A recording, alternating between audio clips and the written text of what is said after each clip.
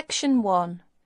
In this section, you will hear a conversation between two students about the installation of a telephone.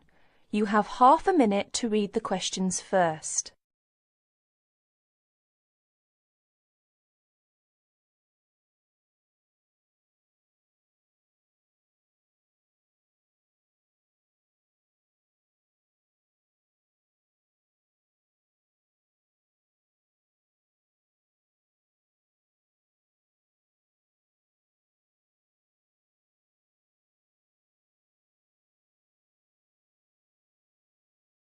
Now listen to the conversation carefully and answer questions 1 to 10.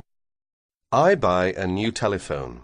You read the instructions and I will install it, right? Sure. First, push the battery door outward to open and then insert 2 batteries, size AAA. Make sure they are following the polarity directions indicated inside the battery compartment. Finally, close the battery door. This is the first step. Now, let's come to the second step, adjusting time. Press time key first, then press MRC key more than 1 second to enter the time, adjusting state. Have you seen the second digit flashing now? Yes, it is flashing now. So let's go on. Press MRC key again to adjust minute, hour, date. Have you finished? Yes, all the digits have been flashing successively. Now it comes to adjusting alarm. Press alarm key to enter the 3 states of A1, A2, A3. Pay attention to the 2 keys in the corner on the right hand. They are the keys to lock and unlock the alarm respectively. Press MRC key to enter the adjusting procedure. And have you seen the second digit begin to flash? Yes, I think I should repeat this action, yes? Yes. Press MRC key again to adjust minute and the on-off of the alarm. By now you own a phone at the same time with a clock that can wake you up in the early morning. That's the end of section 1. You will have half a minute to check your answers.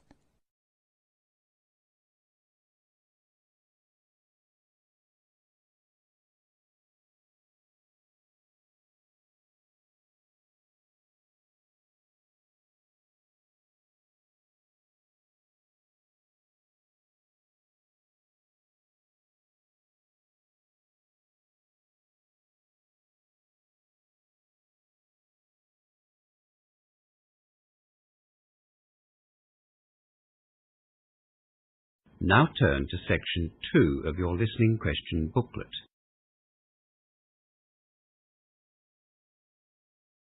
Section 2. You will hear Inspector Jack Dunn talking about international driver's licenses at an information session for international travellers. As you listen to the first part of the talk, answer questions 11 to 16. Before you listen, look at questions 11 to 16.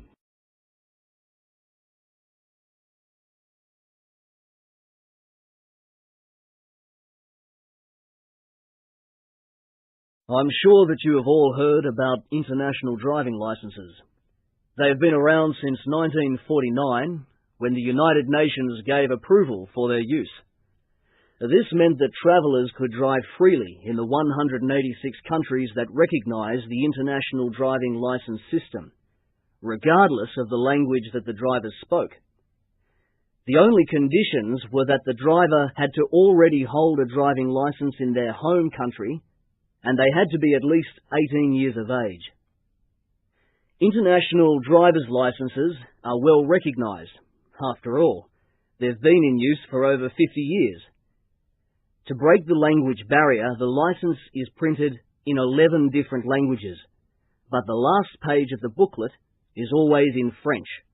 As I said, it is a booklet about the size of a passport, 10.8 by 15.25 centimetres to be exact. So it is easy to carry with your travel documents. It's not too thick or heavy either, only 17 pages. All of the pages are coloured white, but the cover of the licence is grey. It is a useful form of identification when you travel because it includes a passport-sized photograph and the driver's signature. The International Driver's License can only be purchased from authorized travel associations in different countries, but it can also be ordered on the Internet. The cost, of course, varies from country to country, and for the term or the duration of the license.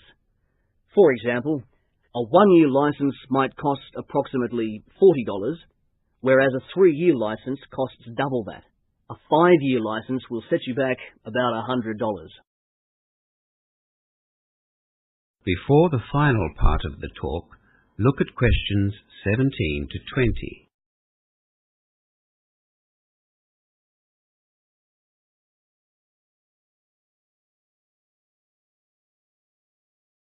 Now you will hear the rest of the talk. Answer questions 17 to 20. Before I outline the 4 most important points to consider before rushing off to get your international driver's license, I should probably mention that, yes, the international driver's license covers all types of vehicles from motorbikes to trucks. But, just as in your own country, you have to be qualified to drive such vehicles. You might like the idea of driving around the Australian outback on a motorbike, or checking out the English countryside in a bus with all your mates, but you'll have to take the appropriate test before you set off. Okay, now the 4 main points. Firstly, you cannot use an international license in the country in which it is issued. It is for international travel only. Some international students avoid this rule by ordering their licenses on the Internet, which will ask them to nominate a country of your choice for that very purpose. Secondly, some countries won't allow you to use an international license indefinitely. In Australia, for example, you can only use the international license for a year. After that, you must get an Australian driving license. Other countries aren't as strict as that. Thirdly, drivers on international licenses must abide by the road rules in the country that they are visiting. If you are caught breaking those road rules, you will have to pay the penalty, usually a fine. And if you are the cause of an accident, expect to pay for any damages that you are responsible for. Holding an international driver's license does not give you the right to be reckless. And yes, if you have been suspended or banned from driving in your own country, the same rules apply with an international driver's license. You must have an existing driver's license to apply for an international driver's license. Some police will, in fact, want to see both your international license and your own driver's license, so carry both licenses with you to save wasting valuable time. Finally, you don't have to take another driving test to get an international driver's license. Your own driver's license is proof that you know how to drive. However, it is your responsibility to learn the road rules of the country that you are visiting and to understand what the different road signs mean. Police are not always understanding to foreign drivers. If you break road rules either deliberately or out of ignorance, expect to pay the price. Police are ultimately the same everywhere. That is the end of section 2. You now have half a minute to check your answers.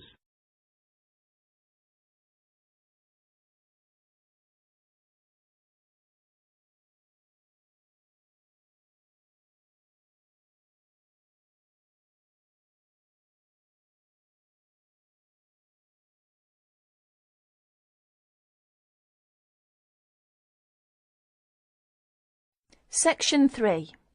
You will hear a conversation between Helen and her tutor. First, you have some time to read questions 21 to 30.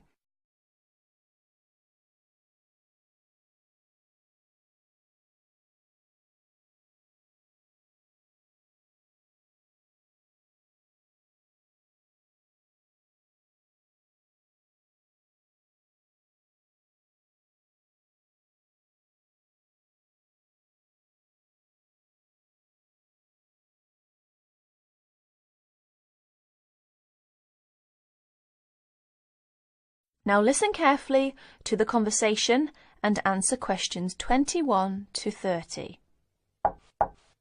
Come in. Ah, it's you, Helen. What can I do for you? Well, it's about that essay on non-verbal communication. I'd like a bit of advice, if that's all right. By all means. That's what I'm here for. How can I help you? It's about that survey you asked us to carry out about body language. Oh, yes. I asked you to investigate what sort of touching is permissible between friends of the same sex and friends of the opposite sex. That's it.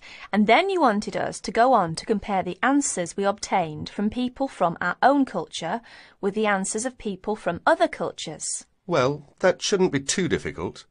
There are students here from dozens of cultures, including Asia and the Middle East. Go and ask them. That's the problem. I'm not sure how to word the questions. I think I've got far too many. People don't want to be bothered answering them all. Is that the list of questions you have with you? Let's have a look. I see. Your basic idea is fine. You've got a checklist of the parts of the body we mostly use to touch people with, and a checklist of the parts of other people's bodies that we usually touch. But you don't have to go right through the list asking a separate question about each item. You can make your questionnaire much shorter if you ask open questions. Open questions? What are they? Sometimes we call them WH questions. What, when, where. Those are examples. Oh, I see. Yes, we learned about them in grammar. I hadn't realised how useful they'd turn out to be. I could just ask one open question about each subject and tick the answers I receive. That's right. Now, let's have a look at the list of parts of the body you're going to ask about. I see. You've got the head, arm and hand, and, oh, it's over the page, the back, leg and foot. What about the shoulder and the thigh? They're important areas, and there are some others you should include too. Oh, yes, of course. I was in a rush and forgot those. What about asking people how they feel about being touched? Surely it's hard for people to put that sort of feeling into words. Yes, you're right. That's why it's essential to work out a rating scale for each response. Can you tell me a bit about how to use rating scales? Well, there's no way to measure how strongly a person feels about something, of course. All we can go on is what they report about their feelings. So what we do is offering them choices of ways to express how they feel. Very strongly, strongly, or not at all. That would be an example of a rating scale. In this case, as your survey is only a small trial sample, I suggest you use that 3-point rating scale I've just described. Very strongly, strongly, or not at all. That'll be enough to enable you to draw some broad conclusions. You may go on to refine your survey later if you decide to specialise in the study of non-verbal aspects of behaviour. Thank you. I'm much clearer now. Could I ask you one last question? I'm afraid I've got a brain like a sieve, but I just can't remember the technical term you told us for the study of touch. It sounded like happy, but of course it isn't. Oh, you mean haptics. Haptics. Of course, haptics. That's it. Happy to be of service. That is the end of section 3. You will have half a minute to check your answers.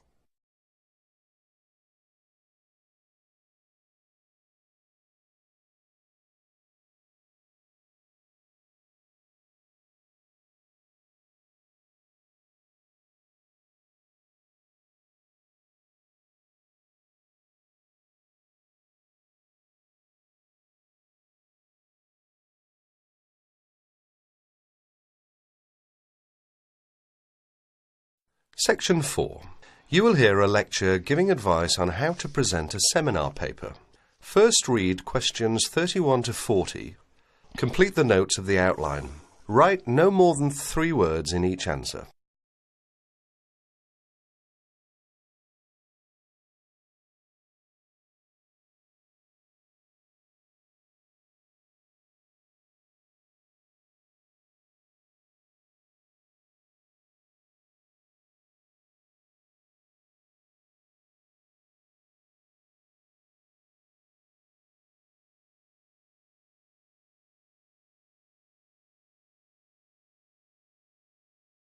In this talk, I'm going to give some advice on how to present a seminar paper.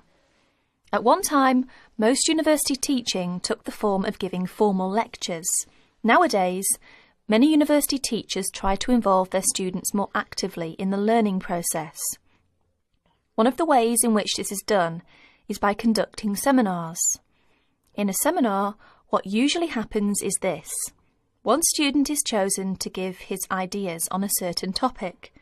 These ideas are then discussed by the other students, the participants in the seminar.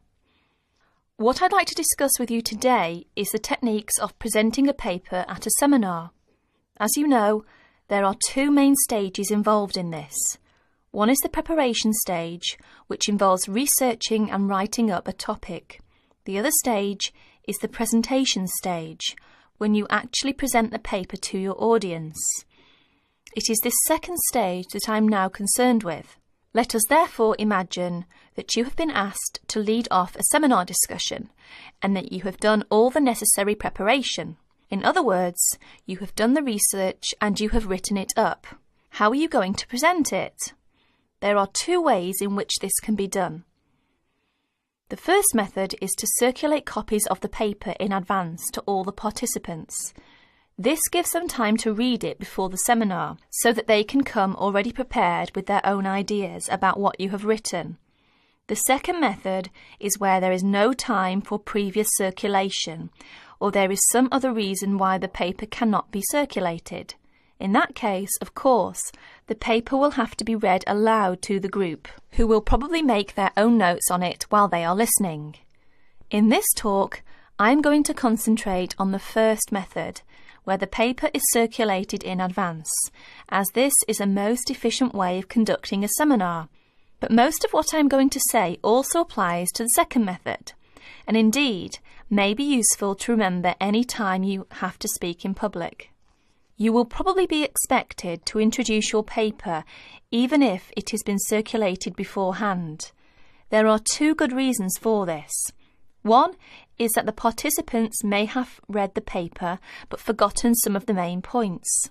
The second reason is that some of the participants may not in fact have had time to read your paper, although they may have glanced through it quickly. They will therefore not be in a position to comment on it unless they get some idea of what it is all about. When you are introducing your paper, what you must not do is simply read the whole paper aloud.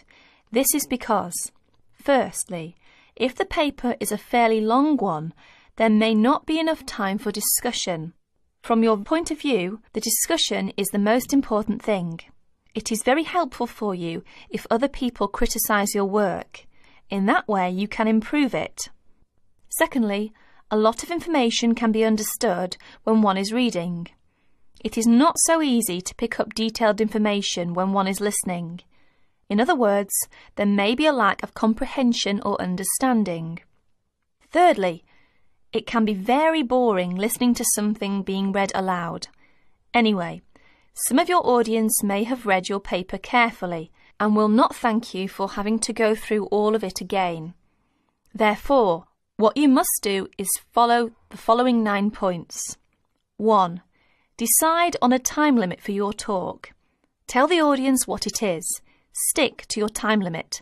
This is very important. 2. Write out your spoken presentation in the way that you intend to say it. This means that you must do some of the work of writing the paper again, in a sense. You may think that this is a waste of time, but it isn't. If a speaker tries to make a summary of his paper while he is standing in front of his audience, the results are usually disastrous. 3. Concentrate only on the main points. Ignore details. Hammer home the essence of your argument. If necessary, find ways of making your basic points so that your audience will be clear about what they are. 4. Try to make your spoken presentation lively and interesting. This doesn't necessarily mean telling jokes and anecdotes, but if you can, think of interesting or amusing examples to illustrate your argument. Use them. 5. If you are not used to speaking in public, write out everything you have to say, including example, etc. Rehearse what you are going to say until you are word perfect. 6. When you know exactly what you are going to say, reduce it to outline notes. Rehearse your talk again, this time from the outline notes. Make sure you can find your way easily from the outline notes to the full notes, in case you forget something. 7. At the seminar, speak from the outline notes, but bring both sets of notes and your original paper to the meeting. Knowing that you have a full set of notes available will be good for your self-confidence. 8. Look at your audience while you are speaking.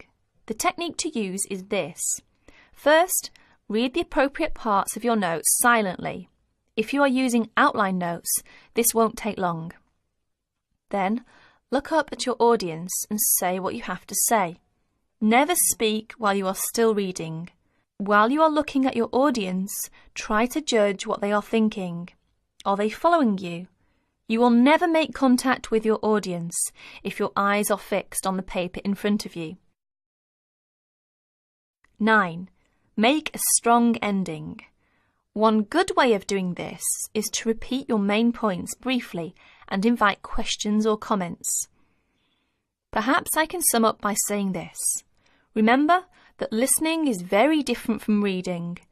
Something that is going to be listened to has therefore got to be prepared in a different way from something that is intended to be read.